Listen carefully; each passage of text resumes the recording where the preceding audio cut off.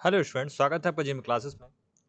अभी तक हमने सीखा कि अगर हम किसी प्रोग्राम में इनपुट अगर लेंगे, यहाँ तक हमने सीखा कि हमें इस तरह से इंट ए देना होता था। फिर इसके बाद हम लिखते थे यहाँ पे प्रिंट एफ और स्कैन एफ। स्कैन एफ में मदद से आप परसेंट डी इस फॉर्मेट स्पेसिफायर का यूज़ करते थे, फॉर्मेट स्पेसिफायर। और फिर आप लिखते थे यहाँ पे एड्रेस ऑपरेटर ए। इसका मतलब ये होता था कि इंट ए लिखने से मेमोरी के अंदर एक जगह रिजर्व हो जाएगी ए नाम से छोटी सी। उस ए के अंदर हम 2 बाइट तक की डेटा रख सकते हैं। क्यों? क्योंकि इसका साइज 2 बाइट होता है इंट का। हमने पहले पढ़ चुके हैं फ्लोट का जो साइज होता है 4 बाइट होता है। ठीक है, यानी 4 बाइट मतलब 2 बाइट से ज़्यादा, यानी ज़्यादा बड़े नंबर हम स्टोर कर सकते हैं फ्लोट में। और इंट में हम थोड़ा छोटा नंबर स्टोर कर सकते हैं 2 बाइट का। और इंट का एक टाइप होता है लॉन्ग, जिसमें हम क्या कर सकते हैं, इससे बड़ा टाइप सेव कर सकते हैं। बात अभी लेकिन उसकी नहीं हो रही, बात ये हो रही है कि अभी तक हमने जितनी बार भी इनपुट लिया वो नंबर ही इनपुट लिया। लेकिन अगर हमें कभी अक्षर इनपुट लेना हो तो हमने सीखा है कि हम क्या यूज करेंगे, कैरेक्टर। कैरेक्टर ए, इसका मतलब हम कोई भी कैरेक्टर इनपुट में ले सकते हैं। तो हमें क्या लिखना होगा, स्कैन है परसेंट सी और एड्रेस ऑपरेटर ए। तो इसका मतलब हम सी से कैरेक्टर को डिनोट करते हैं, तो फॉर्मेट स्पेसिफायर सी का यूज करते हैं, percent C and percent C. और इस तरह से हम इसको लिखते हैं।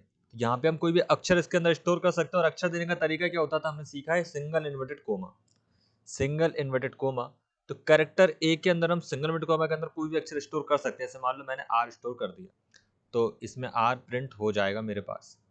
लेकिन अगर हमने सी एच आर कैरेक्टर ए किया और इसके बाद हमने स्कैन एफ किया परसेंट सी एड्रेस ऑपरेटर ए, अब यूजर ने जो इनपुट दिया नंबर वो दे दिया उसने मान लो राम। ठीक है, अब यूजर ने राम दिया है, वो ए में नहीं आएगा, ए में ओनली आएगा आर। बाकी का ए एम हट जाएगा, क्योंकि ये कैरेक्टर है, ये केवल सिंगल कैरेक्टर को ही रखेगा, उसके सेट को नहीं रखेगा। सिंगल कैरेक्टर के सेट को हम क्या बोलते हैं, स्ट्रिंग। सिंगल कैरेक्टर के सेट को हम क्या बोलते हैं, स्ट्रिंग। तो आज का वीडियो इसी बारे में कि स्ट्रिंग को एज ए इनपुट कैसे लिया जाए। तो अभी हमारे प्रोग्राम में प्रॉब्लम है कि हम स्ट्रिंग को एज ए इनपुट नहीं ले सकते थे, बट आज हम जो सीखेंगे उसमें आप इन स्ट्रिंग को भी इनपुट ले सकते हैं। नहीं, एक नाम, राम, मोहन या कुछ भी, आप उस कैरेक्टर के सेट को भी एज ए इनपुट ले सकते हैं। कैसे लेंगे आज उसकी बात करेंगे, तो चलिए देखते हैं। सभी प्रोग्रामिंग लैंग्वेज में जैसे कि इंटीजर एक टाइप होता है, फ्लोट एक टाइप होता है, ऐसे ही यहाँ पे स्ट्रिंग भी एक टाइप ऑलरेडी डिफाइन होता है। लेकिन सी लैंग्वेज के अंदर स्ट्रिंग डेटा टाइप डिफाइन नहीं है, इसमें केवल कैरेक्टर डेटा टाइप डिफाइन है। तो हम कैरेक्टर डेटा टाइप की मदद से, एरे की मदद से स्ट्रिंग डेटा टाइप को बनाते हैं और फिर यूज़ करते हैं। तो आप एरे की मदद से बड़ी आसानी से किसी भी कैरेक्टर के सेट को, यानी कि किसी भी शब्द को एज अ इनपुट ले सकते हैं। कैसे लेते हैं देखते हैं। तो अभी हमने सीखा था एरे में कि आप अगर इंट ए लिखते हैं और आप लिखते हैं 5, तो ये एक एरे डिक्लेयर हो गया। इसके अंदर आप 5 एलिमेंट स्टोर कर सकते हैं। इसी कॉन्सेप्ट को अगर मैं करेक्टर कर दूं ए और इधर लिख दूं मैं 5, इसका मतलब ये हुआ कि हम इसके अंदर 5 अक्षर तक कोई भी शब्द स्टोर कर सकते हैं। तो ये क्या होगा, स्ट्रिंग। नंबर को आप डायरेक्ट लिख सकते हैं 2 5 6 7 8 9 10, बट स्ट्रिंग को आपको, ये कैरेक्टर कैरेक्टर को हम लिखते हैं हमेशा सिंगल इन्वर्टेड कोमा में। जैसे मैंने लिख दिया यहाँ पे आर, फिर यहाँ एम। ठीक है, और ऐसे स्ट्रिंग को हम लिखते हैं हमेशा डबल इन्वर्टेड कोमा में। याद रहे, स्ट्रिंग को हमेशा डबल इन्वर्टेड कोमा में लिखा जाता है, इस तरीके से डुअल क्वाड भी इनको बोला जाता है। तो एक होता है सिंगल क्वाड, एक डबल क्वाड। तो सिंगल क्वाड में कैरेक्टर को, डबल क्वाड में आप स्ट्रिंग को लिखेंगे। तो अब लिखना कैसे होता है, इसके लिए प्रोग्राम कैसे बनेगा, तो आप इस तरह से डिक्लेयर कर देना बस आप। ठीक है, इसके बाद आपको क्या करना होगा, स्कैन एफ। स्कैन एफ जब आप करेंगे, स्कैन एफ जब करेंगे तो चूंकि अब ये स्ट्रिंग बन गया, तो आप परसेंट सी ना लगा के परसेंट एस लगाएं। ठीक है, और सेम इसको हम कुछ भी स्कैन करने के लिए कहाँ स्टोर करना है, एड्रेस ऑपरेटर ए पर, बस हो गया। यहाँ पे एड्रेस बनाने की जरूरत नहीं, बस आप ए लिख दें, बस हो गया। तो जो भी शब्द आएगा वो एस यानी स्ट्रिंग जो भी आएगा वो इसके अंदर सेव हो जाएगा। हाँ, उसका साइज 5 से ज़्यादा नहीं होना चाहिए। आप अगर इसको 15 कर देंगे ज़्यादा अच्छा है, तो आपको पूरा एक नाम इसमें रख सकते हैं। तो इस तरह से आप इनपुट करेंगे। अब आप उसमें शब्द को किसी पहले अक्षर को अगर एक्सेस करना चाहते हैं या पूरे को एक्सेस करना चाहते हैं, तो आपको लिखना पड़ेगा प्रिंट एफ एस, और क्या प्रिंट करना है आपको, ए। तो इससे पूरा का पूरा नाम प्रिंट हो जाएगा। मान लो नाम राम होता तो राम आ जाएगा। लेकिन अगर आप केवल आर को एक्सेस करना चाहते हैं, तो प्रिंट एफ परसेंट सी अगर एक कैरेक्टर आपको चाहिए, और सॉरी यहाँ पे आप लिखेंगे बस ए और इंडेक्स में लिखेंगे 0।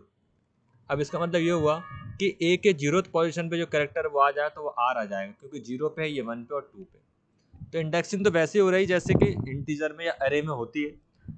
बस आपको इतना समझना है कि हम स्ट्रिंग के कैरेक्टर के सेट को बनाकर हम स्ट्रिंग बना सकते हैं। छोटा सा एक प्रोग्राम बना के देख लेते तो और अच्छे समझ में आएगा आपको। जो लिखते हैं हमेशा की तरह हम वही टाइप कर रहे हैं फिर से।